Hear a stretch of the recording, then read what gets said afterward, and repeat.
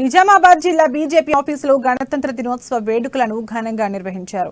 ఈ సందర్భంగా బీజేపీ రాష్ట్ర ఉపాధ్యక్షులు ఎండల లక్ష్మీనారాయణ గణతంత్ర దినోత్సవ శుభాకాంక్షలు అందరికీ తెలియజేశారు. దేశంలో గణతంత్ర దినోత్సవ వేడుకలలో నేరస్తులకు సైతం క్షమాభిక్ష ప్రసాదించే సంస్కృతి మన దగ్గర ఉందన్నారు.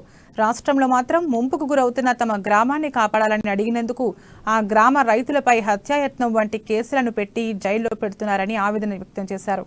ఈ కార్యక్రమంలో జిల్లా ఉపాధ్యక్షులు వెంకటేశం, రాష్ట్ర కార్యవర్గ సభ్యులు ధన్పాల్ సూర్యనారాయణ గుప్తా పాల్గొన్నారు. గణతంత్ర దినోత్సవ శుభాకాంక్షలు ఇందూరు నగర జిల్లా ప్రజలందరికీ తెలియజేస్తా ఉన్నాం. రాజ్యాంగం ఇచ్చినటువంటి హక్కుల ఆధారంగా ముంపుకు గురైతున్నటువంటి తమ భూములను మరి స్వతంత్ర దినోత్సవం రోజు గాని ఈ గణతంత్ర దినోత్సవం రోజు గాని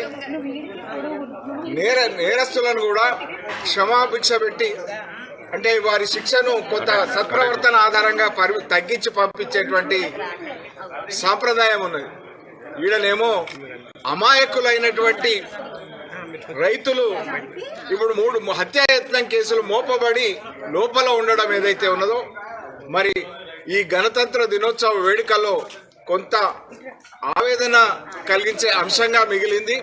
ప్రభుత్వం వాళ్ళకు సంబంధించినటువంటి బాధలను సానుభూతితో వినాలి గాని అక్రమంగా కేసులు బనాయించి